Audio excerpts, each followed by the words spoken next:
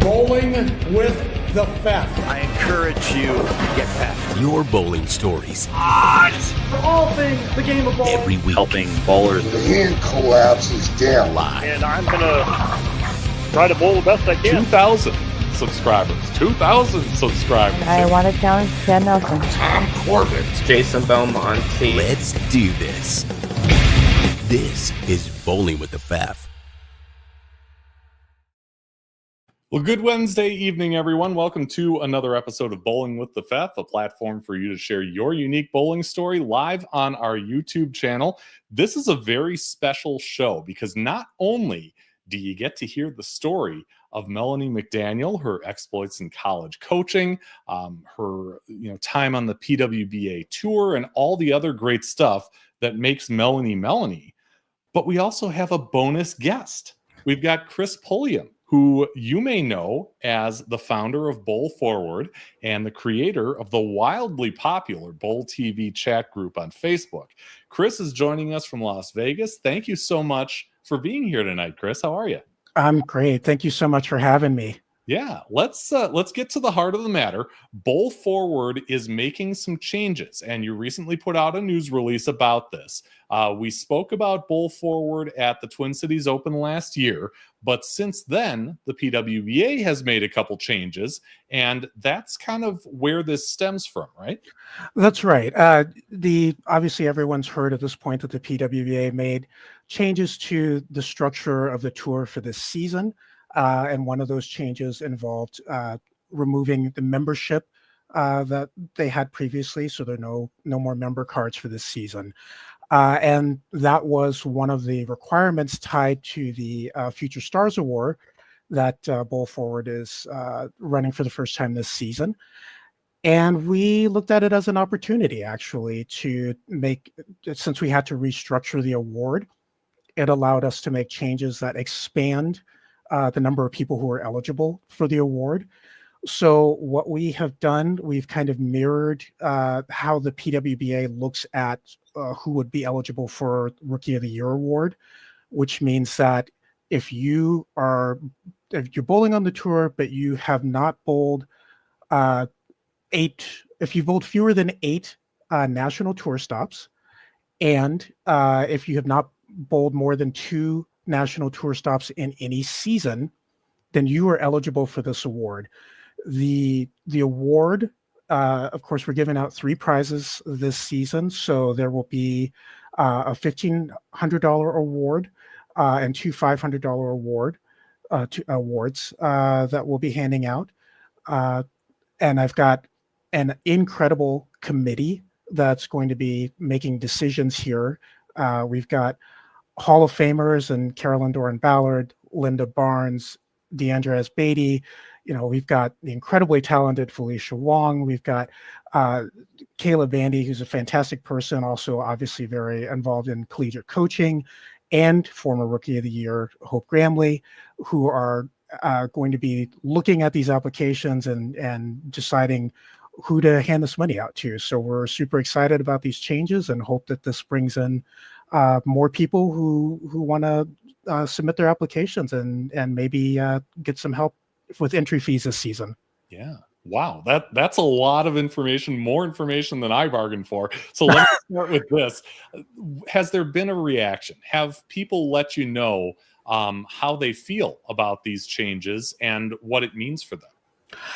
Yeah, we've talked amongst ourselves with the committee, and we're excited about being able to bring in more people because it was hard to know how many people were going to be buying a tour card for the first time this season. And so I think that everybody's excited about the prospect of having more access. I mean, the whole goal of this is to expand who can get help just working their way through the season. And we have seen more applications come in since these changes were announced. So I think there's excitement out there. I know that getting to talk about it on a show like this means there's going to be more excitement. So I'm looking forward to seeing more apps come in. It's a great thing, I think. Yeah. And then this committee, a virtual murderer's row of bowling talent and great personalities from both the current tour and the tour gone by. give us a an idea of how the conversations go. Let us be a fly on the wall a little bit and tell us how the group moves forward, pardon the pun, in making these decisions and talking about what Bowl Forward is and what it can be. We communicate a lot through email, and we try to get together. We've gotten together 2 or 3 times now, I think, just through video calls. I mean, I know I'd love to take credit for bringing this group together, but I can't. The truth is, I asked, and all of these people were just like, of course I want to help, because all of these women love the sport and want to do whatever they can to help women bowling. And so there's very little for me to do other than just say what I wanted to do, and everyone was willing to jump in, which has just been amazing to work with this caliber of current and former athletes. Yeah. And take the credit. You can take the credit too, because your name's all over this. So don't be shy about that. But tell us where the passion comes from. Like I said earlier, we spoke at the women's event in Eagan, Minnesota last year. You can tell on Facebook, on social media, how passionate you are about competitive bowling and the PWBA tour. Where does that come from? My parents met in a bowling alley. I'd like to think that I've got bowling in my blood, but really it's just been the joy of following the sport, and then sort of falling into making some friendships and connections with some of the athletes and other folks in the industry that has pulled me in, and realizing that I had an opportunity to just do something with this, and why not? I taking that fandom to the next level, and getting to actually give back a little bit to a sport that's been given to me my entire life. I mean, it's like, how could I not? So that's why I'm here. Well, that's a great attitude to have. And I want to put the website up, bowlforward.org. If people are interested in getting involved, in learning more about that, of course, the website is the way to go. But what message would you have for people like that? Well, I would say just like me, there's not necessarily a blueprint for this, but if you have the passion, find a way, talk to people, and I would say absolutely come to me. You can find my phone number and email address on the website. I'm on social media. We are creating new ways to help people. You just figure it out. You have the passion, you have the desire, and then you get out there and do it. And these athletes and the bowling industry, it's just filled with fantastic people who also want to help people who want to help. So if you've got that passion, make that known. And I'm very happy to help anybody else who wants to find a way to get involved. So get in touch. Yeah, that's awesome. Thank you for saying that. Before we let you go, give me a little glimpse at what makes Melanie. And I should mention that she is a part of the Bowl Forward staff, I guess you should say. That's supported by your organization. Yeah, that's right. I'm very proud to have some athletes that sponsoring for the first time this season, Melanie being one of them, of course. Melanie is a good friend who reached out to me when I had started the BowlTV chat group and just wanted to connect. She's got an amazing sense of humor, and she's very talented. She works hard at her craft. She's got a husband, which I'll I don't hold that against her, but I'm sure you guys will get into that at some point. But no, she's an amazing person, a great friend, and somebody who's encouraged me a lot and helped push me forward in doing the work that I'm doing. So I'm so grateful to her and happy to be giving back a little bit to her as well. That's awesome. And, by coincidence, her husband is in the live chat saying, somehow I'm not on the staff. Unbelievable. Will he ever get a crack at that?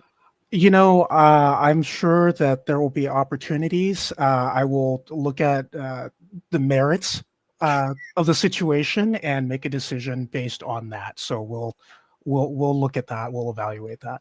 Does this count as one of those merits? Self-proclaimed greatest husband ever? I'm going to let Melanie speak to that, and then we'll add that to the list when she comments on that. Fair enough. Chris Pulliam, thank you so much for your time. Always appreciate chatting with you, and best of luck moving forward with Bowl Forward. Thank you so much for the time. I appreciate it. You bet.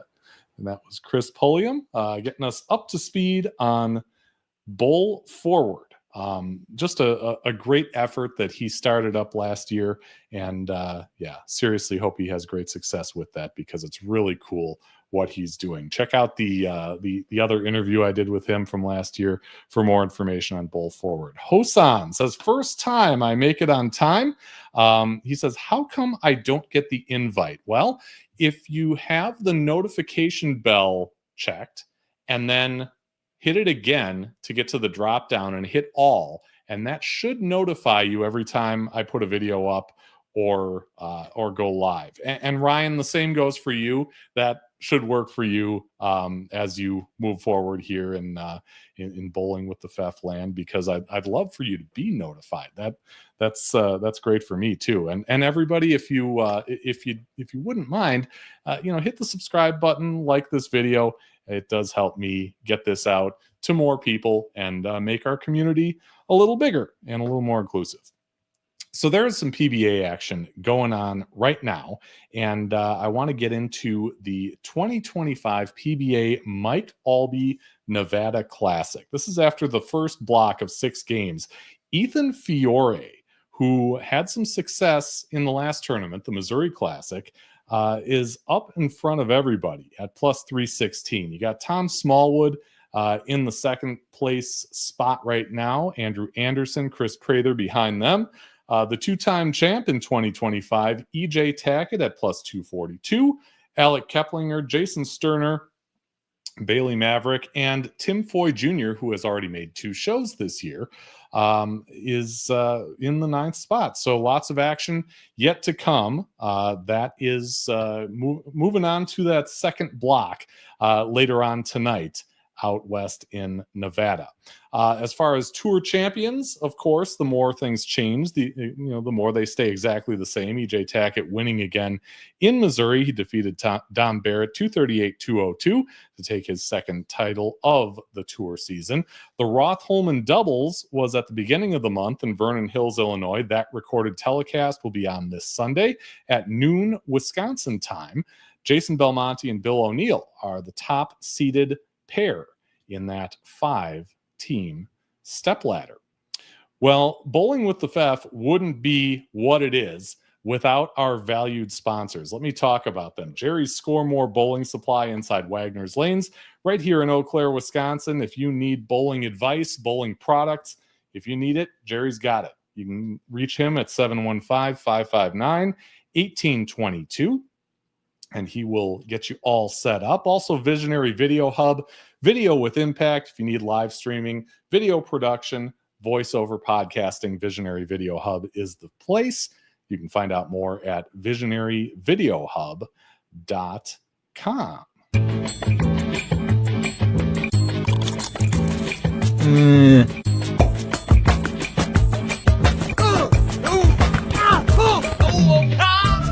Raise your snack standards. Chip Magnet Salsa. Last but certainly not least is Chip Magnet Salsa, based in Eau Claire, Wisconsin. They are distributing salsa and other food products to stores in more than 38 states and Canada. And if you're in the Chicagoland area, you can find it at Whole Foods, Meijer, Mariano's, and most co-ops. And if you'd rather shop online, chipmagnetsalsa.com is the place. If you put in a 6-pack order and enter the promo code BWTF2025 at checkout, you'll get 25% off of your purchase. A great deal on a great product. Chip Magnet Salsa. Raise your snack standards. And a big thank you to everyone sponsoring Bowling with the FEF. Couldn't do this without you. Well, tonight's guest is leading a women's college program in its first full season to sectionals. A great season for Governors State. Governors State University is headed to Addison, Illinois. Sectionals are March 7th through 9th and take place at 4 different centers across the country. The qualifiers then go to Las Vegas for the Intercollegiate Team and Singles Championships. That's at South Point from April 14th through the 19th. And that's where Melanie McDaniel of Joliet wants to be. And she is our guest tonight in an episode that we are calling On to the Postseason. And Melanie and her ladies are certainly on to the postseason with some fire behind them. Melanie, welcome to Bowling with the Fef. Thank you. Yeah, this is such an exciting time for you, and I'm certainly going to get into that. But can we start with Bowl Forward? As I mentioned, you're sponsored by that organization. You and Chris have a nice friendship going. How did you react when you heard about the changes? For me, there's so many mixed reviews on how the girls feel about all the changes and everything that's kind of going on. And I truly think it depends on who's in the top 50 and who's not. Mm-hmm. The girls who are in the top 50 aren't really fazed by the change because we get priority entry and we get priority on the truck and things like that. So, I really think the girls that have the big feelings are the girls who aren't in the top 50, and rightfully so, because there are a lot of changes that do affect travel plans and do affect what they're going to be doing. And we want to continue to grow the sport, but how can you do that when you're really unsure of what your plans are going to look like? You don't know if you're going to end up having to do PTQs all summer. You don't know if you're going to be able to have transport.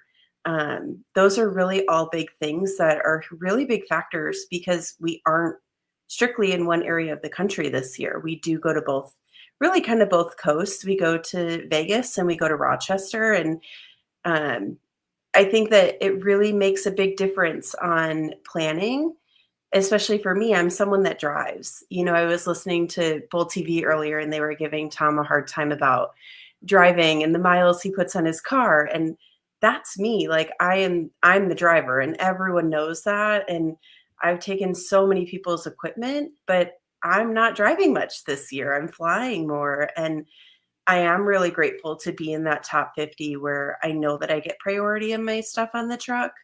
But yeah, it was a really big, whoa for us just because it was a big change. Sure. Yeah. Okay.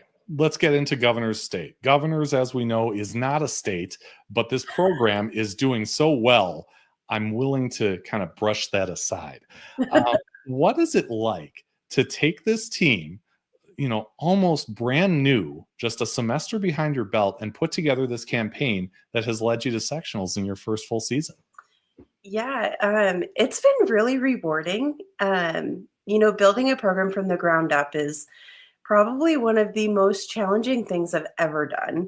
That first year you're like, is this really is this worth it? Am I going to be able to do this? Am I I set these goals to do these things within the first 5 years of the program. And, my athletic director was so supportive. And I think he really was kind of the person that really made me dig into believing that we could do it. And, we competed first semester last year and then I had a girl get hurt and eligibility stuff. And, so my goal, I had a whole semester where a bunch of coaches were coaching and I was able to go out and recruit. Mm-hmm. And I spent a lot of that time really kind of going, what do I want to create? What do I want to do with this program? Because I kind of get to start all over again. Yeah. Kind of how I looked at it. And, having success for myself, I think girls see that. And there's not a lot of female coaches out there. There are, but there aren't. There's a lot more male coaches than there are female coaches. And it's one of the top things I hear back all the time once the girls get there. They're like, you being a female coach was something I really looked at. I was really excited because I've never had a female coach before. And so getting the team in the year starting and it starting off honestly really well, the first tournament, I looked at my husband and I'm like, I think we can make nationals. And he told me I was crazy. This is the greatest husband ever talking, the self-proclaimed. greatest husband ever. You know, Crushing dreams before you even had a chance to realize yeah, it. like we joke about it with the girls. I joke with them about like Ryan and I's pillow talk. Like we talk about like what can the team do? What are we truly capable of doing? And I think for me, the best part of the whole season has been walking around the bowling alley and people being like, who's Governor State? And just being able to be like that, like ear in the back and no one really knowing who we are. And, you know, it's funny. I was talking with Sydney Brummett last week at the Hoosier, and her dad asked her, she was like, who's that? Like, and she's like, that's Melanie's team. And he was like, oh, makes sense, you know? And so it's been really, really rewarding just to kind of see the girls truly start to believe in the process and really trust in what I have visioned for the team. So I'm really excited to kind of see how sectionals goes. We are at a center we know. We're at a center we've bowled at multiple times this year. We made the cut at the Warhawk there. We won a match in match play. So we have seen some success there. And so I'm really excited to see how it goes. Yeah. Chris chimed in, said, I've watched Melanie coach in person. Do not mess with Coach McDaniel. If you had to describe maybe your coaching style to someone who hadn't, you know, witnessed you in the heat of battle on the lanes with your team, you know, how would you put that into words? Yeah, I mean, it's one of those like, is it good or is it bad? Did Chris see me like, don't mess with me because I was like fuming, or don't mess with me because I'm like, I really am big about everybody having a fair chance. And that is what's really important to me. I walk in that center and I have no idea who's going to be the 5 girls that throw the ball down the lane during competition. And, you know, my girls know that. We communicate about that. They know that if they are hot, they're going to go in. And they know that if they're struggling, that we're going to work through it. And I'm going to talk through that with them. This way they can kind of figure out like, what do I need to do right in this moment so that way I can get my chance to get in when my teammate's struggling. And that's really the big thing we've talked about, is the depth of picking each other up, because it's not, yes, it's about you. And my husband's saying, truly, it's one of the best. It's a team sport until it's not. And that's really the big thing I've kind of pushed with them, because as soon as they step on the lane, it's them bowling. Yeah. It's not the team bowling, it's them bowling. So we've really kind of dove into that, into trusting. And I feel like I'm normally pretty calm. There have been moments where I'm not so calm, but the kids need that. You know, they need to see that you have feelings too, and it is okay. It's all in how you let them see your feelings. Sure. And I've been very honest with them, and my husband tells me the same thing. If you miss a spare, don't look at me, because I'm not going to be happy. Like if you're in the back and your teammate misses a spare, what does your face do? You probably cringe a little, you know? And so it's all about not letting those little personal reactions get in your head. Yeah. No, that's a great way to look at it. Mason Hirsch has been chiming in. He says, I'm bowling league right now and will rewatch when I get home, but I had to jump on and show MM love. Well, thank you. Yeah. I got to bowl with Mason a few months ago. It was great. Okay. Yeah. And we had his dad, Brian, on not too long ago. Great conversation there. Okay. We talked about, you know, you as a coach. What about this team? Can you tell us about, do you see an identity in them? Are they local? Are they from faraway places? What kind of collection of ladies do you have that has done so well so far? Yeah. So I actually have a lot of experience on my team. One of the girls, I actually was an assistant coach for her at St. Xavier 2 years ago. She transferred over to Governors State to get her master's, just because St. Xavier didn't have the program that she wanted to go into. So she was looking to finish up her 5th year from COVID. So I definitely benefited from that. And then I had a couple other transfers come in, so I had some experience with that. So 4 of my 7 varsity players are transfers. And then the rest of them, my entire team is from the state of Illinois. So it's definitely one of those weird dynamics because a lot of teams have at least some players from other states. My incoming next year, I do have quite a few from all over the place. So that'll be really cool to see that dynamic shift a little bit, just because they're not going to be going home every weekend. I joke with them that they are like a backpack school because a lot of them go home on the weekends to spend time with their family. And so we have this really big family feel on our team, which is really awesome because everyone does kind of live close to each other. 2 of them grew up together.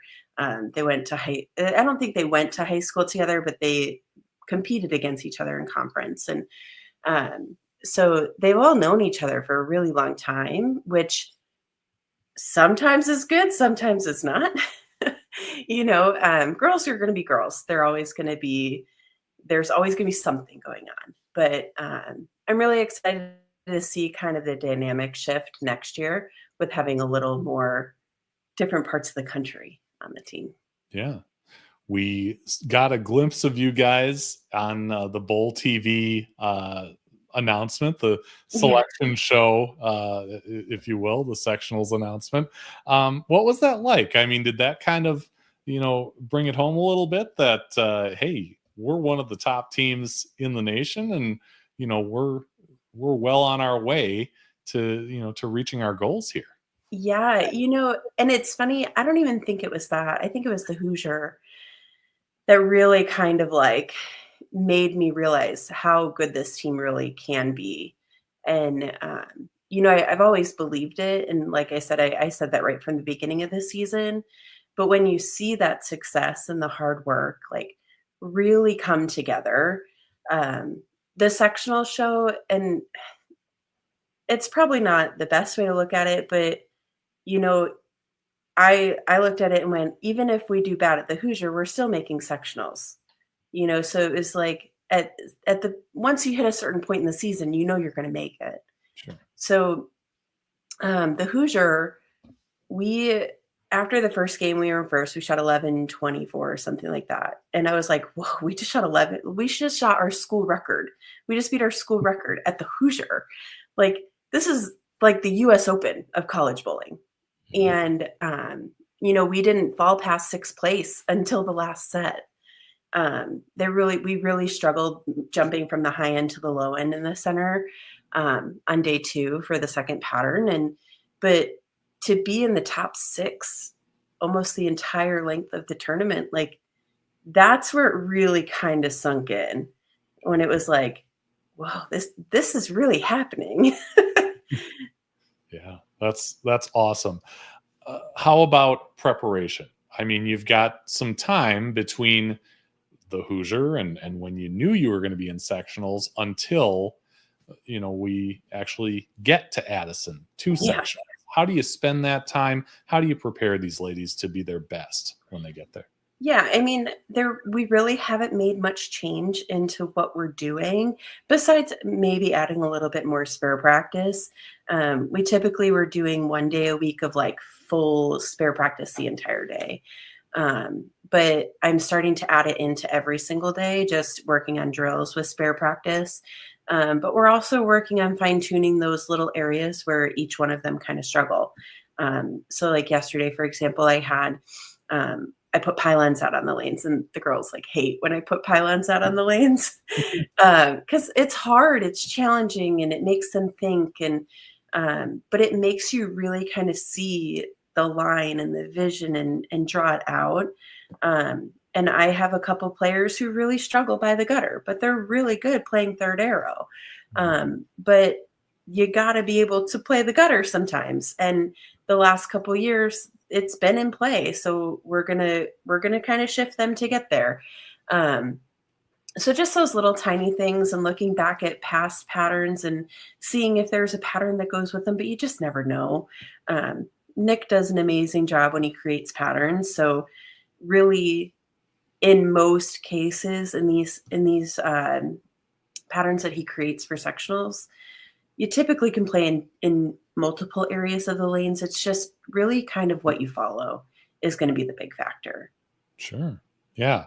Larry said he watched the Hoosier and y'all did well. and Ryan said the Hoosier made me a believer that Vegas is an absolute possibility. And I would think that you have to be the first believer. You know, kind of get your team on board, and then it's contagious, and you know, things start to bubble up. If you do make it to Vegas, does Ryan get to go with? I don't know. I mean, that's up to him if he wants to go. I'm not going to lie. I work in tax, and the Vegas, like, I am very much like looking forward to it, but we have been working out a plan at work for like, how is this going to look if we make it? Like, because we have to prepare because tax day is April 15th. So there's just been a lot of preparation behind the scenes of like, this is what we have to do. And I'm like fully diving into that at work and just truly believing that we're going to get there, you know? But Chris does not unless he's bringing the barbecue. Otherwise, Vegas doesn't want him. Chris can bring the donuts. The girls want donuts. Okay. All right. Oh, and he says Vegas hates to see me coming because I win all the money. I am definitely not a slot player, so that would be all him. Either am I. So, or at least, you know, I'll throw in a quarter, $1 here and there, but I always lose. So I know my limits. Same. That's for sure. Yeah. All right. So let's get into your bowling story. From what I've heard, you grew up in kind of a family of bowlers.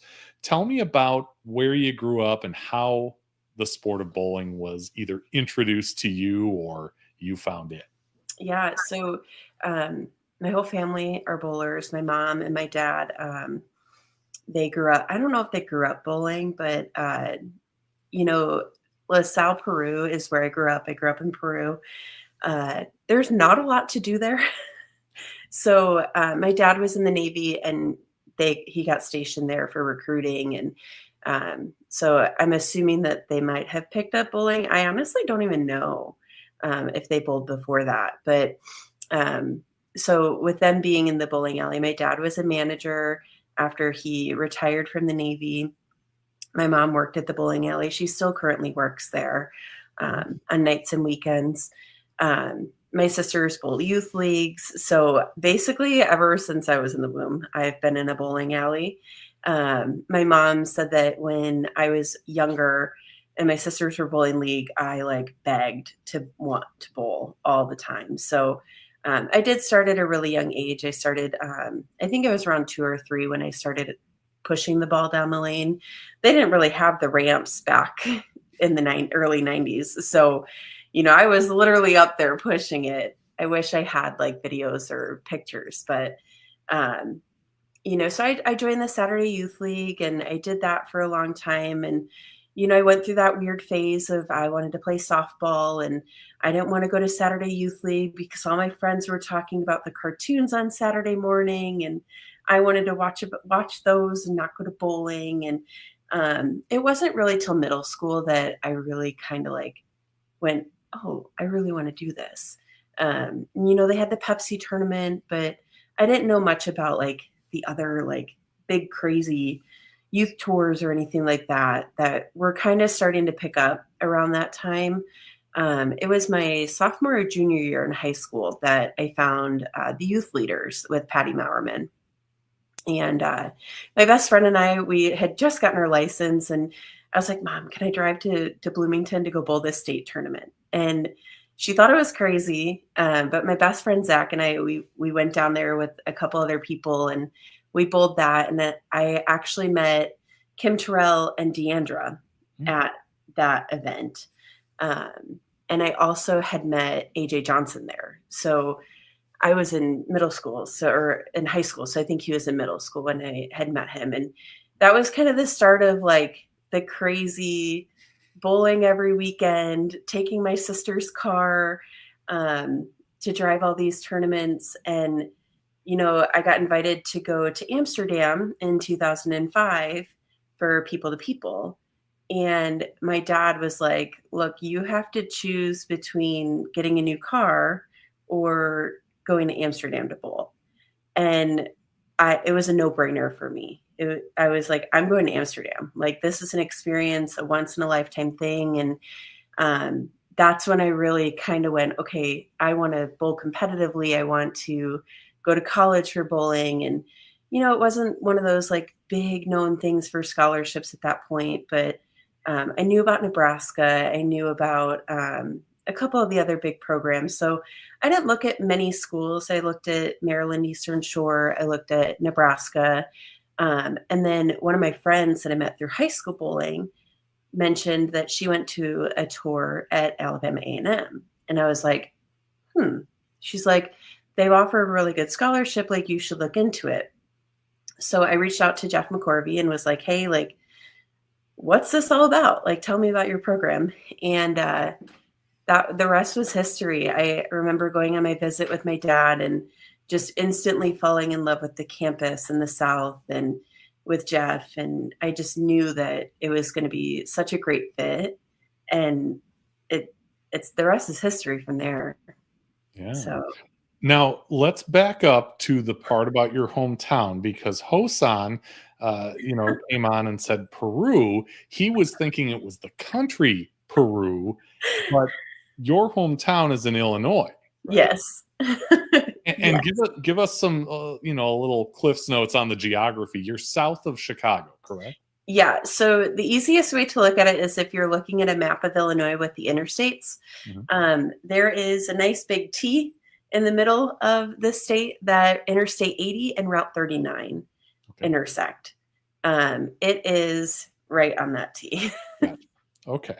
All right. So yeah, you thought it was the country, but now that we've got that squared away. So you go to Alabama A&M, and I'm assuming that's got to be kind of a different experience for you. Had you ever been to Alabama, to the South before? Not before that. No, I had not. It was definitely really different at first. Even being in a small town in Illinois, like, things are just a lot faster up here. And, the classes there were way smaller. I mean, my high school is pretty big. We're a feeder school, so we had tons of kids from other small towns around us that came into the high school. And so my class sizes were really, I think, the most I had was one of my labs that had like 30 kids in it. But so it was small. It was a lot different, but everyone's so nice down there. Yeah. I do miss that every once in a while. And my husband's probably upstairs going, I told you we should have moved there. Was that a consideration? Were you thinking about planting roots down there?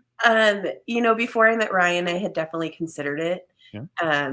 But I met Ryan and then we got engaged, and being engaged in long distance, it was a no-brainer to move back home and be closer to family. And we've talked about going south, but never anything that was like super serious. Yeah. Okay. So you mentioned Coach McCorvey. You took the trip down there, you talked to him, you got to see everything. And it sounds like you were sold on it. And you were sold on the coach, on Coach McCorvey too. I reached out to him during the week and asked him about you. He said that he can sum you up with 3 words: maximum effort and attitude, the good kind. Melanie exceeded my expectations. She was a hard worker and improved her game each year with me. So no, I'm not surprised by her success at the professional level. I mean, he must have had some kind of impact on you because, again, I've heard in another interview that you kind of see him as almost a second father. Oh, yeah. He is. Oh, that's going to make me tear up. I was not ready for that. Jeff is, he was that person that made me want to coach. And he just made such a good impact and like really made me feel so comfortable. And, when you move 12 and a half hours away from home, like they become your family, your team becomes your family. And Your coach is that person that guides you. And, that's what I want to recreate, because I had such a good relationship with him, and I want my girls to have that. I want that experience, because there's so much negativity in our sport and with experiences that people have.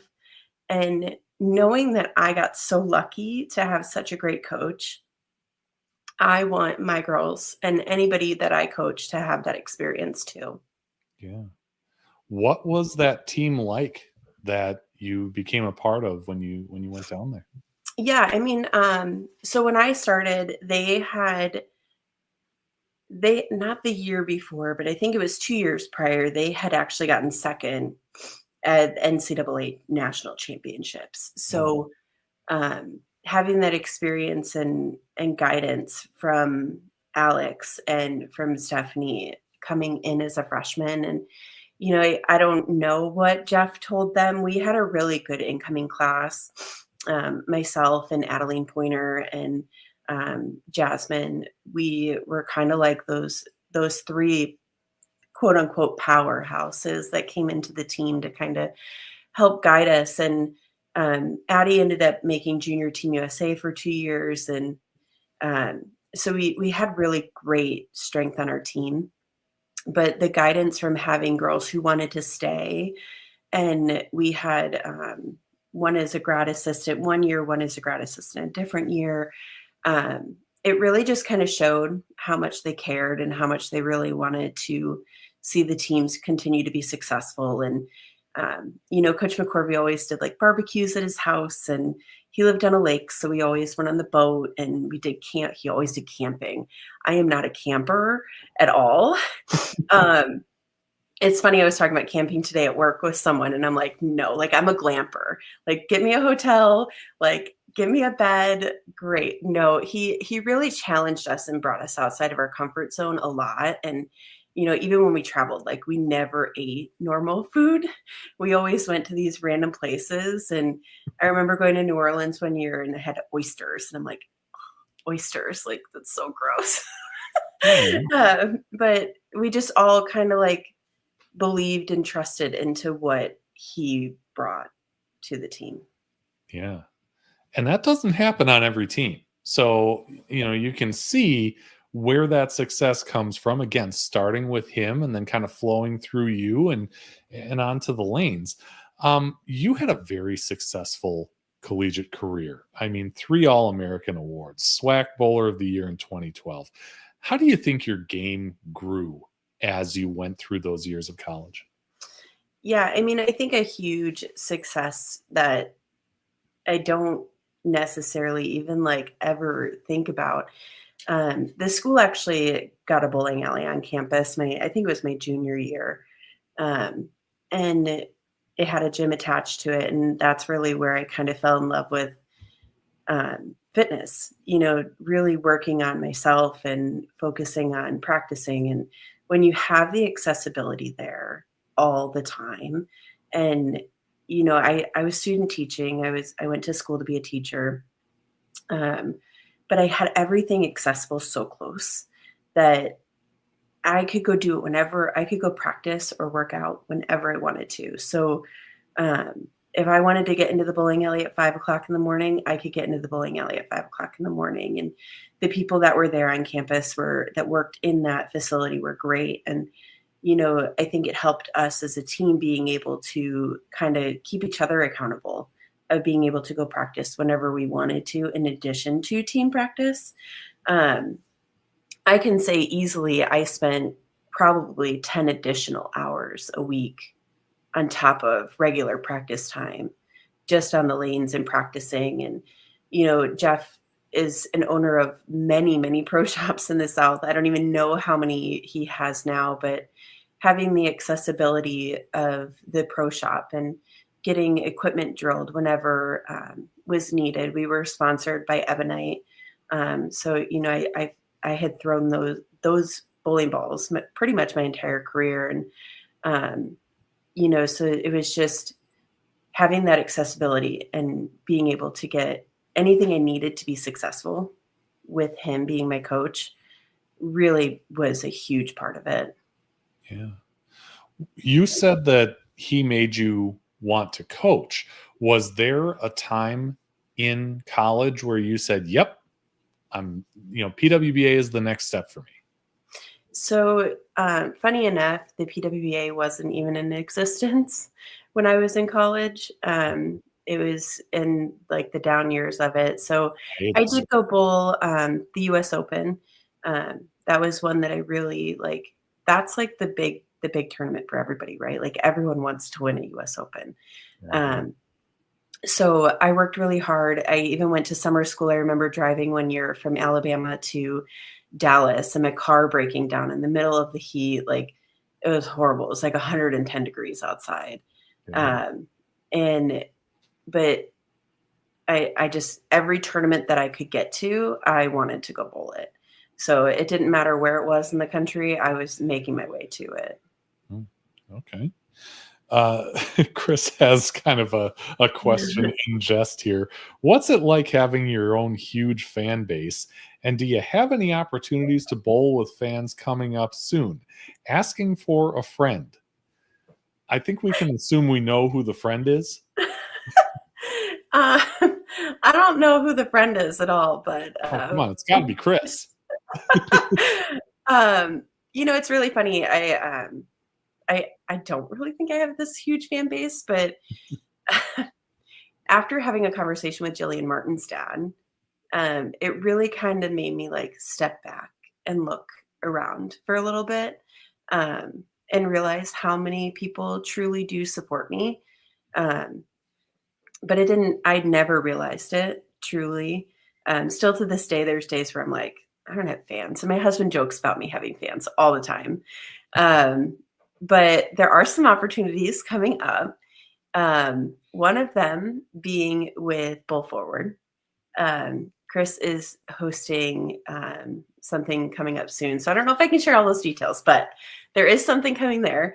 And then Chris and I and my husband. I hope you can, because I made a graphic for it that we didn't get to in his interview. I'm hoping that means I can flash it. But Chris, tell us one way or the other. I was going to say, let me know if I can share that. Yeah. The other thing, Chris, Larry, and my husband, Ryan, were bowling the LBC. We bowled it last year and had such a great time. I almost made the LBC show, getting to bowl with them. It was really fun. And we're bowling on June 28th, I believe is the date at 9 a.m. So if anyone wants to bowl, please come join our squad. It's going to be so much fun. And you can put my name down as the squad leader. Oh, cool. Okay. So he says details can be shared. So I hastily made this, as we were getting ready to go on here. But the yet to be named Pro-Am is on May 13th, 6:30 p.m. at Suncoast in Las Vegas, which is where the USBC Queens is. Yes. Tell us about that opportunity. Yeah, I'm super excited. I actually had to change my flight because I was originally flying in later that night. But, we figured out the details and I'm able to get in early enough to bowl that Pro-Am. We never have had a Pro-Am lineup with the Queens. And I know I know someone else tried to do one when it was here in Chicago and it just didn't work out. So I'm very excited to be able to be a part of the Pro-Am lined up with the Queens with Chris. So that'll be May 13th at 6:30. Yeah, that sounds awesome. And I know Chris is excited about it because you can kind of hear it in his voice. But right. Yeah, that's great stuff. All right. The tour isn't going on while you're in college. You got to kind of wait it out. I mean, what was your experience like when you heard that it was coming back? So I'm like the complete opposite of everybody, right? Like, I found out literally like the week I had gotten in a car accident. Oh no. So I was T-boned on the driver's side, which shifted my hips a little bit. So I've had, I went through months and months of PT trying to just make sure to get my hips back, like, so that way I could bowl. I mean, your hips are a huge part of the game. I tried bowling within a couple months after I got permission to try it. It didn't go very well. I had constant pain that ended up knee pain. So I actually stopped bowling completely for about 6 years. So the first 6 years of the tour, I won't lie, I don't really know much about it because I completely took my life away from bowling just because I couldn't do it. My husband stopped doing it. If he did bowl, it wasn't much. We just kind of took our life and picked it up out of the bowling world and brought it somewhere else. And I try to look back into that time, and we traveled. We did a lot of little things, and then I ended up getting pregnant. We got married, and then I had our daughter Rylan, and that was awesome. But postpartum is really what kind of made me get back into bowling. They had the PBA summer swing at Parkside Lanes in Aurora, where Sean Rash bowls out of. We lived literally I could have walked there. And so I took Rylan. She was really young. I think she was only 1.5 or 2. And we went up there, and, I saw a bunch of people who I grew up with bowling and people I met from Junior Gold, and just went up there, and it was so refreshing to see everybody. And I was like, oh, I got that itch. I wanted to bowl. Yeah. And I don't remember when it was, but it was probably a month or so later. I looked at Ryan and I'm like, I'm going to go bowl. And he looked at me like I was crazy. But I have video. I should go back and post it because I have it. Yeah. A video of the first time that I bowled after taking that much time off. And that was in 2019. So it was August of 2019. And then I did decide to join a league, and it went okay, only bowling one night a week. It wasn't terrible. I didn't experience much pain, but I also had been out of it for so long and had been consistently working out, and had lost 100 pounds. So that was really helpful. And then COVID happened, and I felt like my world just crashed in front of me because I'm I found that piece of the puzzle that was missing, and now I'm getting back into things and everything's stopping. And I went and bowled an event with Jerry Mars, a doubles event, and we ended up making the cut, and we bowled Eugene McCune and Kevin McCune. Oh.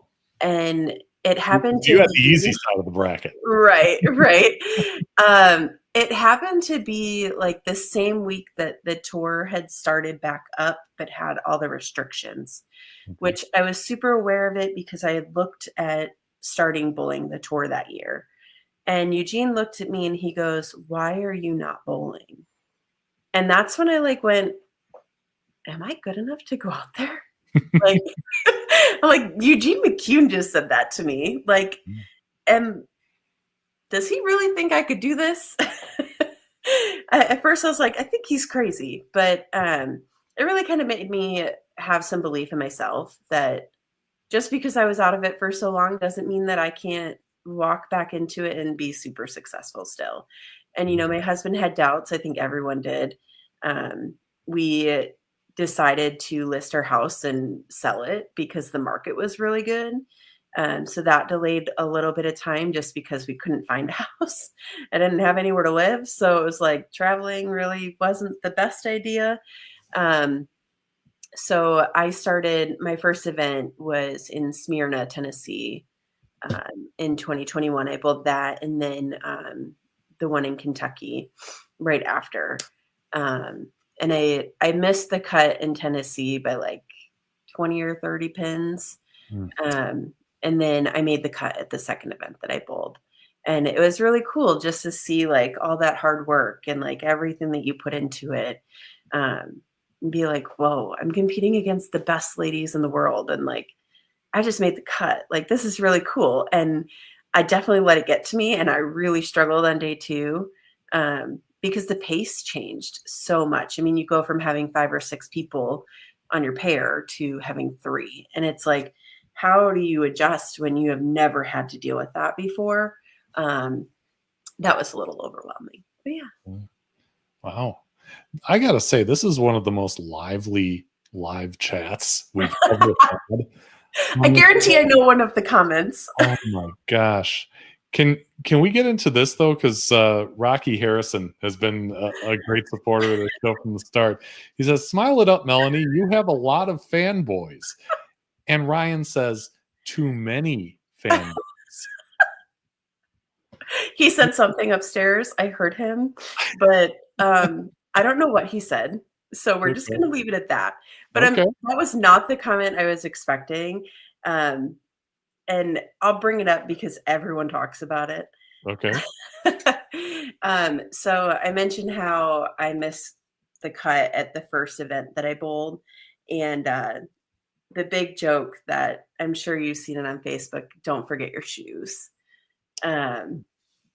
I forgot my shoes. Oh, no. I forgot my shoes at the very first PWBA stop that I bowled at. Oh, no. And the hotel that we were at was about 20 minutes away. So I got back to the bowling alley with like 2 minutes of practice left. It was probably the most horrifying experience I've ever had. Oh, see, and Chris, almost brought it up and decided not to. But then I almost had that this weekend, and it wasn't even my shoes, it was my jersey, because I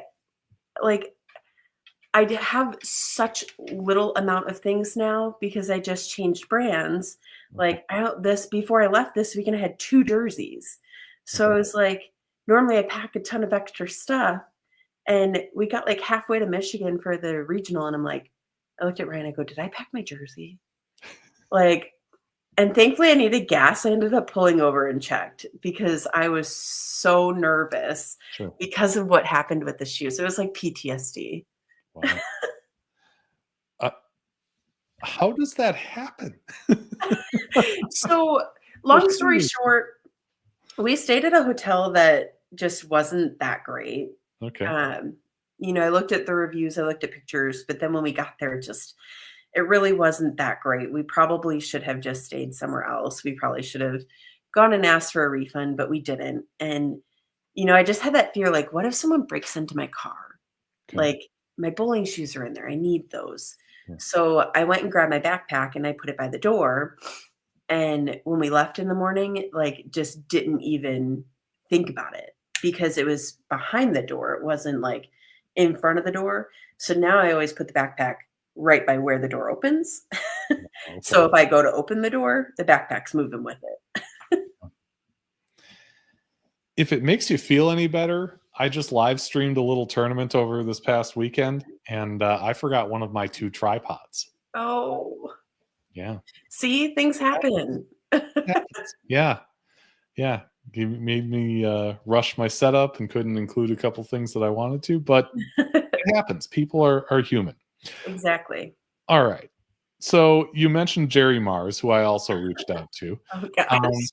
He said he's known you for 15 plus years, met you at a Pro-Am in Peru, Illinois. And I asked him about the Lucy because you two have been partners at the Lucy. He said that it was fun. The drive down was an experience. I entertained her with my singing, LOL. It went by so fast. Hanging out with everyone and being there is an experience.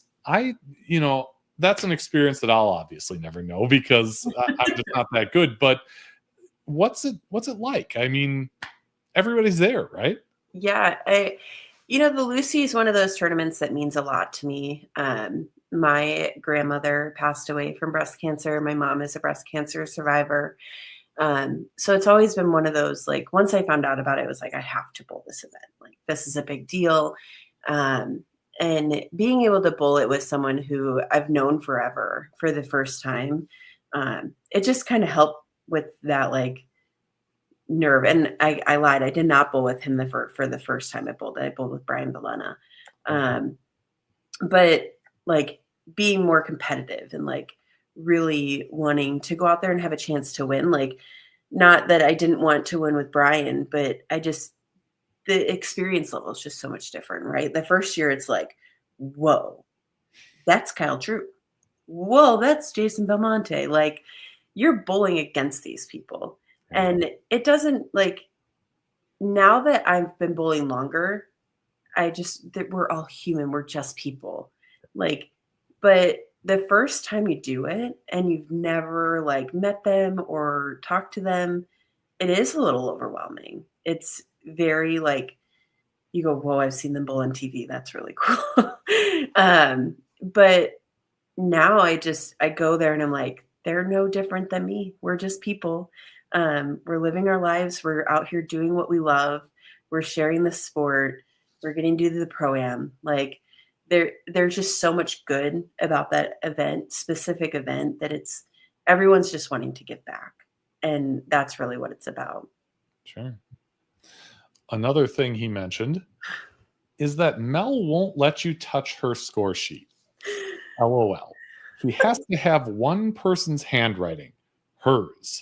LOL. And I thought I saw someone allude to that in the comments earlier. Maybe something about handwriting or score sheets. What's the deal with that?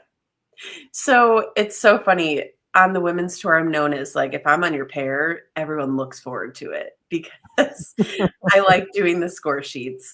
Okay. This past weekend, one of the girls, Chelsea Klingler's she's like, when I saw you were on my pair, I'm like, great, I don't have to do my score sheet. Most of the time, I'm just very neat. I stick to one color on the score sheet. I'm not writing in a bunch of different colors. It's just one of those OCD things that I'm like, no, it's got to look perfect. It's got to be picture perfect. But I broke my pen this past weekend. So yeah, we had 2 different colors. Oh, okay. You must have better penmanship than I do. And which is, I could have said that without this whole part of the thing because my penmanship is horrible, but right? Are you, do you judge people by their penmanship skills? And it's not even that, it's just truly being able to read it. Yeah. Like, there are just certain people that their handwriting is either this small or this big. Mm-hmm. And I have to write all my stuff for my bowling balls on there. So I want it all to match. That's really all it is for me. No, that's good. Makes sense. Karen Brown wants to know, ask her about her journal that she created. Did you create a journal? She's spilling beans that just aren't there yet. Oh, beans. That's my sister. Okay. I ended up getting a dot journal that I kind of like drew everything into the journal. This was before Sydney came out with hers, Chelsea came out with hers, like more before all these journals kind of came out.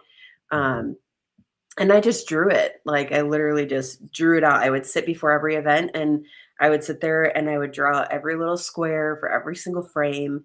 But I am in the works of putting something together. I think for this year, it's just going to be for me and a couple of my close friends to just kind of test it out and see. But I have a love for creating things, and everyone has talked about my journaling and what I do while I compete. That I mean, I have to give credit to the girls who've created them to start with, because I wouldn't be where I'm at if I didn't have those. But just some things that I really wanted for my own game to help me process that I felt like were missing. And I'm excited to hopefully get that out here in the future. Okay. And you got to help me out here. What is a dot journal? It's literally just a notebook that's blank that is a bunch of dots all over the whole entire page. Okay. I'll just send you a picture. It's really cool of what I've created in there. Okay. Yeah. And Karen says, it's so freaking cool. So, yeah. And Ryan, of course, chimes in with, there's always a Karen and she's always a bag of. Should I know what goes after all those dots? You don't want to know. Okay. Just leave it at that. Fair enough. And Hosan says secretly saying, "Don't forget to bring me one." I got you, Hosan. Thank As you. long as Hosan's got me, I asked him to do something for me. So Okay. Larry says that Melanie sent Jerry to tell me hello at the USBC Masters last year. In a hostile, cold environment, that was such a heartwarming thing. Thanks to Melanie and Jerry for being awesome. That's cool. yeah, I know Larry. Larry bowled the Masters last year and was like kind of freaking out a little bit. We were there at the beginning because I bowled the regional that was up there, so we went to the practice squad. And but it's always nice to have that, like, a little hello when you feel like you're the smallest person there. Like, so anytime I can help make people not feel that way, I try my best to do so. That's cool. Yeah. I was actually there at the Masters too. We bowled the OC and it happened to be the same week. So we got down there to do some content and all that cool stuff. And I got to see Jerry a little bit, which was neat. But yeah, that's a great event. I was really thrilled to be able to see it.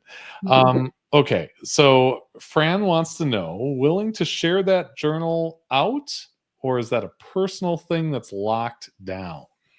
At the current moment, it is kind of locked down. There's been a few people, we've done some testing at some events. So if you've been at any regionals, I'm sure that you may have seen a page or two of it. But at the moment, we're kind of keeping it locked down. Gotcha. Fran, you're going to want to stick around because my guest the next week is someone you know. I'll leave it at that for now.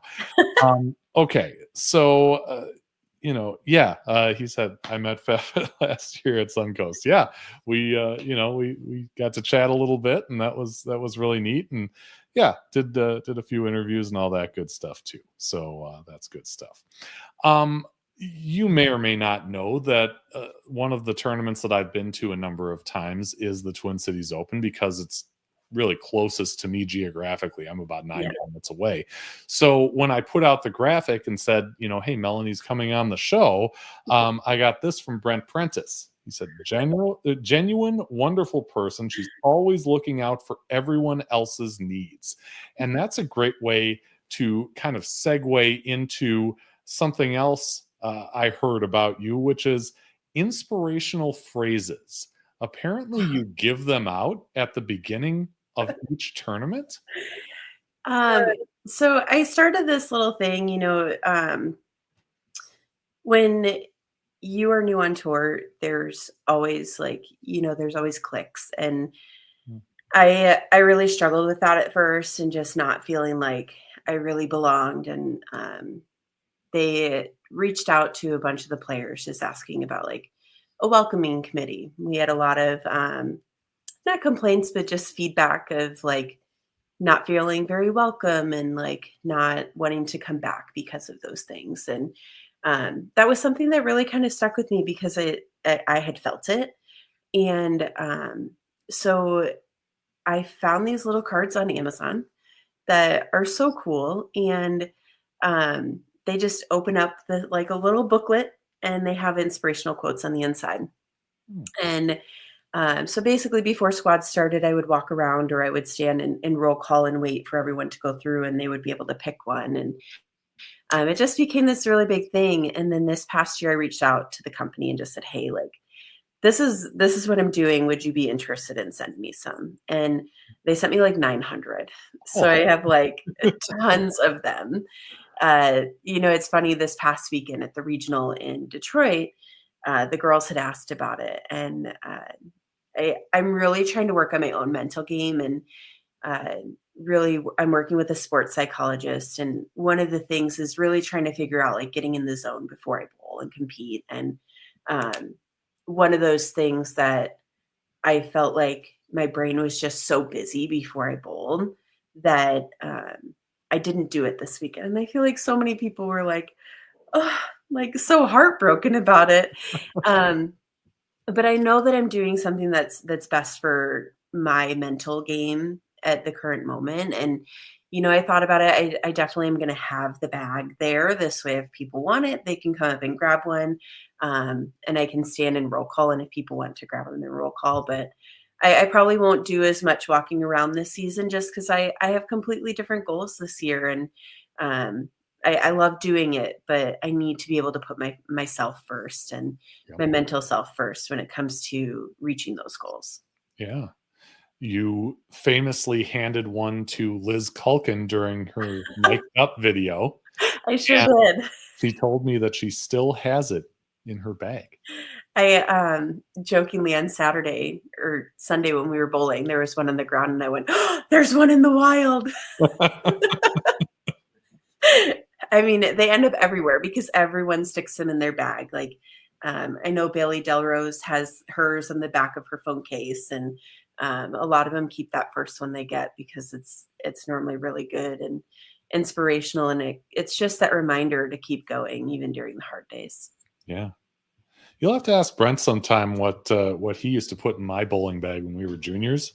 I'll tell you, it wasn't inspirational quotes. Was it a little duck? No, it wasn't a duck either. No.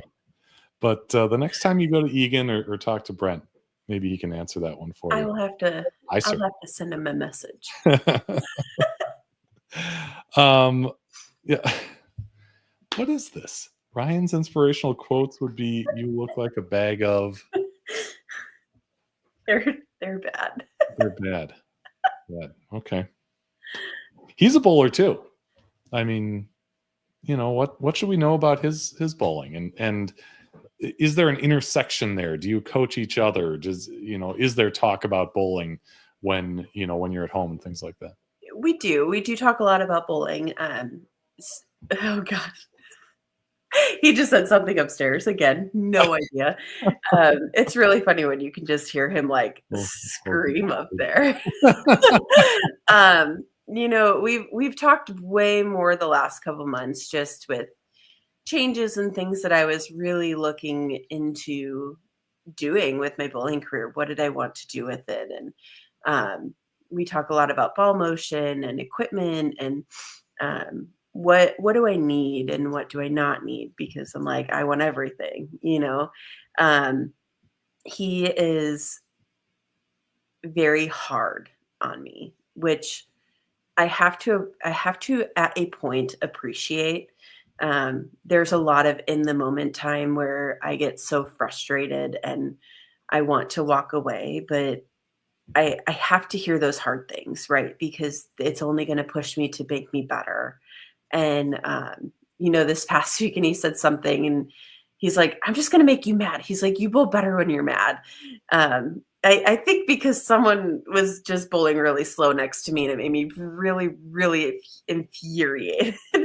But we do a lot of time talking about bowling, but specifically after events, like I kind of have that rule, like we try not to talk much about it afterwards, especially if it goes bad. Like you get a certain amount of time. He's bowling the Lucy this year, so I'm interested to see how that goes. If he doesn't bowl well, will we be talking about it for days on end, or will he just let it go? Okay. But we do talk a lot about bowling. Our life kind of revolves around it. He's a high school coach. He bowls leagues. He subs in leagues. He likes to joke around that he only bowls tournaments so that way he can spend time with me because that's where I'm going to be. But I know deep down he truly loves it. We wouldn't have met if it wasn't for bowling. So, yeah. Yeah. Who's he bowling the Lucy with? He is bowling with Nicole Wilson. Ah, okay. All right. Cool. And I'm assuming you're bowling? I'm bowling with Jeffrey Young. Okay. Cool. Good deal. We do not do a lot of double stuff together. Okay. That is not. It's not pretty. Hey, you know you better than we know you, so I'm trusting that that's something positive. Yeah, I love you enough to actually bowl. Chris says Ryan would say. Oh yes. Yeah. Good stuff. Oh, and Ryan comes on and says, "Doubles equals divorce possible." And there, Karen says they value their marriage. Yes. Yeah. Wow. This is good stuff. He had mentioned the barbecue before. You got to at least tell me what that's about because, Chip Magnet is my sponsor. They primarily make salsa, but they also make a barbecue sauce called Gunslinger, and it's pretty darn good. Ooh, don't tell him that. We have so much barbecue sauce in your house. We're gonna end up with a bunch of more salsa and barbecue sauce, which I guess is a good thing. But at the same time, he is not barbecuing consistently right now because it's still cold. But it's more of a summer thing for him. With me being on the road, it gives him something to do. He's also a teacher, so it kind of passes that time in the summertime. I don't know where that love came from, but I am benefiting from it. I will take it because it's delicious. He's really good at it. It was kind of one of those hidden talents that he didn't know that he had. And I will take it. I mean, I got home tonight and he had burgers and brats cooked because it was nice out. He's like, I'm anytime he can get that grill on, he is turning that grill on. Okay. Yeah. So it's called Tiny Human. Barbecue. And yeah, he says never enough salsa and barbecue sauce. I concur. Yeah. You can't really have enough. Yeah. Oh, and the shelves in our garage. It's like I've opened the vault here. You did. Barbecue sauce. Hook me up. Yeah, I know they sell it around here. I don't know if it's in all the places that the salsa is, but we'll have to check that out. Yeah, I guaranteed we're going on a mission for barbecue sauce now. There you go. Yeah, and Rocky knows it is awesome. Yeah, for sure. Oh, look at this. This is beautiful. Smoker and Chip Magnet barbecue sauce. Wow, this is great. Okay, before we let Ryan take over the show here, because Ryan, you could always come on and have your own. That's always something you would love that. Yeah, you would. Take a look at this. Let's go off the sheet.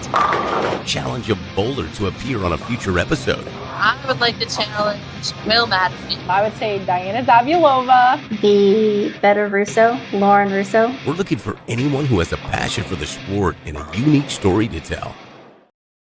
Kind of a coincidence that most of my video from that is from the USBC Masters, where got to meet Larry and Jerry and all that good stuff. So, okay, off the sheet.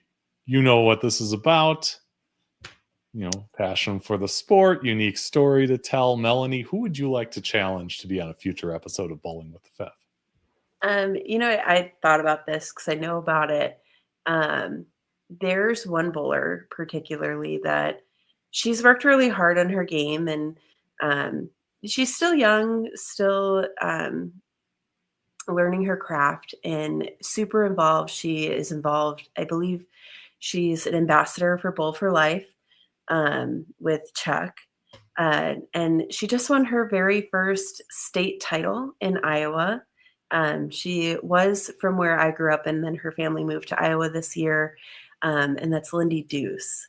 Okay. So I think she has such a great love for this sport and wants it to continue to grow, and is looking forward to her career. And I think that she's got such a bright future. Yeah. Well, Lindy, if you happen to see this, or if word gets out to you that you've been challenged to be on the show, and you're interested in taking Melanie up on the challenge, just reach out. I'm at bowlingwiththefef@yahoo.com via email, or you can find me on Facebook and all the usual places. But yeah, we'd love to have you on and share your bowling story. It's like I have to quick check the comments because they're still coming in fast and furious. Looks like Rocky's talking barbecue at your house. And yeah, he confirmed it. Open invite all summer long. Anytime I'm on tour. Oh my gosh. Wow. That could be dangerous. I mean, you never know who's going to show up, right? Never. Make sure your address is under wraps. Right. Okay. So I talked about, Fran sticking around, seeing who the next guest is. And it's going to be a good one because a week from tonight, on Wednesday, Yvonne Bennett, who is a familiar name to many of us across Wisconsin because she once headed up Bowling Center's Association of Wisconsin. She's also the BCAW Award of Excellence recipient a few years back, has since retired from the organization, but is back in a consultant role in the event that you may have heard of. In fact, you may have heard of it because of this channel, the Wisconsin Vintage Alleys Tour, which is again coming soon. She's around to make sure that goes strong moving forward. And it just so happens that it starts and ends right by me in Eau Claire, Wisconsin on Saturday, April 5th. So we will talk all about that and her incredible story on Wednesday, March 5th at 7 p.m. Central. Of course, hope you can make it live there. And if you can't, it's always on replay, just like this one. But Melanie, it's been a pleasure getting to know you and your story. Congratulations on a fantastic season for Governors State. Governors is not a state, but a fantastic season nonetheless, and best of luck in sectionals. Thank you so much. I really appreciate it. And on tour this year too. Yeah, I'm excited. Look forward to seeing you. As I told Chris earlier, I'm hoping to make it to the Anniversary Open. We'll see, because I've never been to Junior Gold before, and that's one after the other, so it makes sense. So it is every PWBA player and college coach nightmare. Oh. This year, because it lines up with the tour and the trade show, and if you make the show, because the goal is always to make the show, there's just a lot of things that happen that weekend, and so it's a little bit of a craziness in our heads, but we'll manage, we'll make it work. But it's definitely overwhelming. I'm glad you didn't say it was because I might be coming. That could have been it. Might make it easier. Hopefully. Well, thanks again. Really appreciate you being on the show, everyone. Thank you so much for watching. Until next time, have a great. Thank you for watching Bowling with the Fef. Pound the like button and subscribe button. It's the easiest way to support the channel, and it's free. Bowling with the Fef is brought to you by Chip Magnet. Raise your snack standards. Jerry's Score More Bowling Supply inside Wagner's Lane. So Eau Claire, Wisconsin area's leader in bowling products and services since 1988. And Visionary Video Hub. Video with impact. Email bowlingwiththefef@yahoo.com with questions or to appear on the show. You can also reach out on your favorite social media platform.